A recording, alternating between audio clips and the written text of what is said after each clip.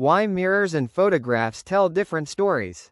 Have you ever looked in a mirror and felt completely comfortable with what you saw, only to feel surprised, or even disappointed, when you saw a photograph of yourself later? It happens to many people. A photograph is taken, you look at the image, and your first reaction is often the same. Do I really look like that? The question is so common that it has become almost universal. But why does it happen? Why do mirrors and photographs seem to tell different stories about the same person? At first, it appears to be a simple mystery. After all, both are showing the same face, the same body, the same person, yet the experience can feel completely different. The answer begins with familiarity. Every day, when you look in a mirror, you see a reversed version of yourself. Over the years, that reflection becomes deeply familiar. It becomes the version of your face that your brain recognizes as normal. You learn its angles, its expressions, its tiny asymmetries. You become comfortable with it. Then a photograph appears. Unlike a mirror, a photograph is usually not reversed. It presents a version of your face that other people see. Suddenly, familiar features seem different. A smile appears unusual. A hairstyle looks strange. A slight asymmetry becomes noticeable. Nothing has actually changed, yet the image feels unfamiliar. And unfamiliarity is often mistaken for unattractiveness. Psychologists sometimes refer to this as the familiarity effect. Human beings tend to prefer things they encounter frequently. Because we see our mirror reflection every day, we become attached to it. When a photograph presents an alternative version, our brains interpret it as less comfortable, even if it is perfectly accurate. But the story goes deeper than simple reversal.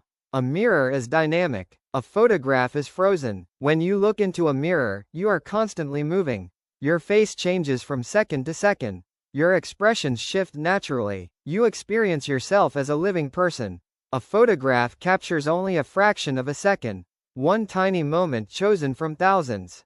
An expression that lasted less than a heartbeat may become permanent within the image. The result is often a version of ourselves that feels incomplete. Because it is incomplete, no single frame can fully represent a human being. Photography also introduces technical factors. Camera lenses can distort proportions. Lighting can create unexpected shadows. Perspective can alter how features appear. A face photographed from one angle may look dramatically different from the same face photographed from another. Professional photographers understand this well. The camera records reality, but it also interprets it. Every photograph is influenced by technical choices. Yet there is another reason photographs sometimes feel uncomfortable. Photographs confront us with how others may see us. And that can be unsettling.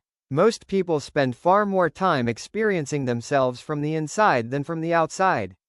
We know our thoughts, our memories, our emotions, our intentions. But a photograph shows none of those things. It presents only appearance. For a brief moment, we see ourselves as an object rather than as an experience. That shift can feel strange, sometimes even uncomfortable. Artists and philosophers have long been fascinated by this idea, the difference between how we experience ourselves and how we appear to others. The difference between identity and image. The difference between being and being observed. Photography sits directly at the intersection of those questions. Perhaps this is why photographs have such emotional power. They reveal something we rarely encounter. Not necessarily the truth, but a perspective, a version of ourselves that exists outside our own minds. The next time you see a photograph of yourself and immediately begin criticizing it, pause for a moment. Remember that the image is only one interpretation. Just as the mirror is only one interpretation. Neither contains the whole story. Because you are more than a reflection. More than a photograph. More than a single captured moment. The real you exists somewhere beyond both. In the space between appearance and experience. And perhaps that is why mirrors and photographs tell different stories. Not because one is true and the other is false. But because neither can fully capture what it means to be human.